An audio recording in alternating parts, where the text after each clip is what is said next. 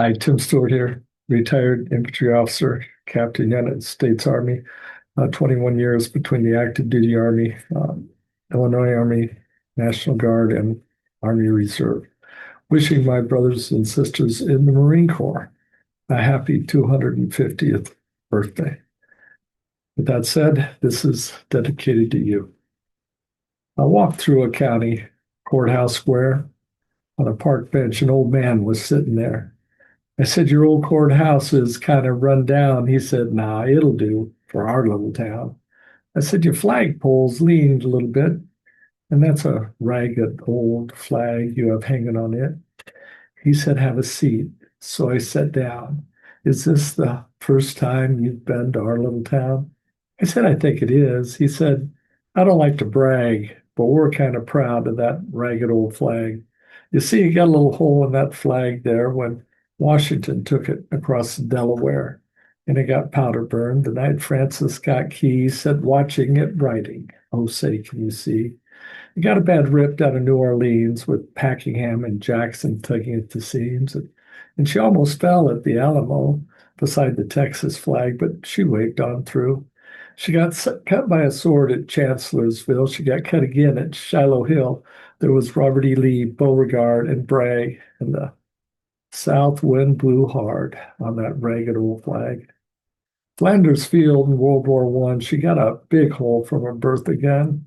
She turned blood red in World War II. She hung limp and low before that was through. She was in Korea and Vietnam. She went where she was sent by her Uncle Sam.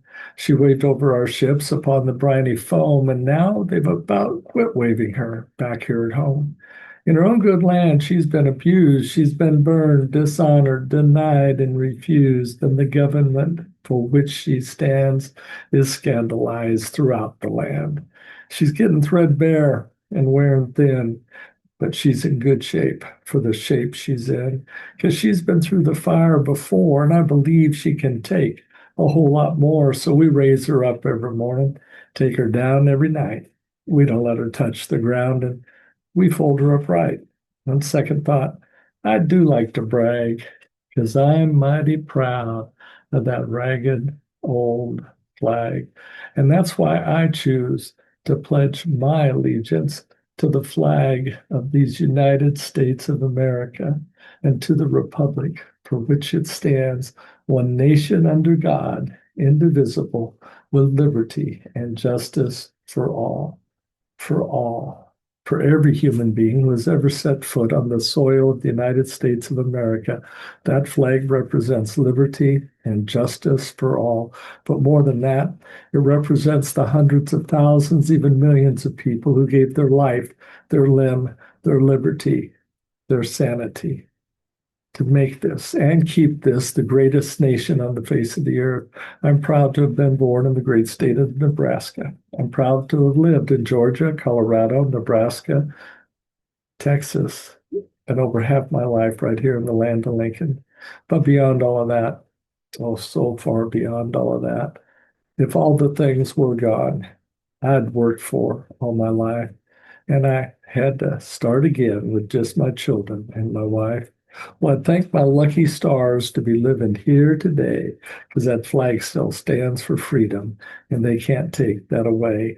And I am proud to be an American, or at least I know I'm free. And I won't forget the men and women who died to give that right to me. And I'll gladly stand up next to you and defend her still today because there ain't no doubt I love this land. God bless the USA. From the lakes of Minnesota to the hills of Tennessee, across the plains of Nebraska, from sea to shining sea, from Detroit down to Houston, from New York to LA, there is pride in every American heart. And it's time we stand and say that I am proud to be an American, or at least I know I'm free.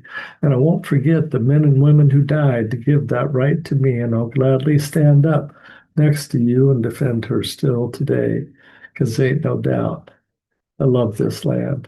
God bless the USA. God bless my brothers and sisters in the Marine Corps. And what tomorrow being Veterans Day, I'll just double up here and say thank you to all veterans who took the time out of their life to raise their right hand and swear allegiance to the Constitution of the United States of America. I am so blessed to live in a country where our volunteers have kept our country free forever and ever. Amen. God bless. Enjoy your day.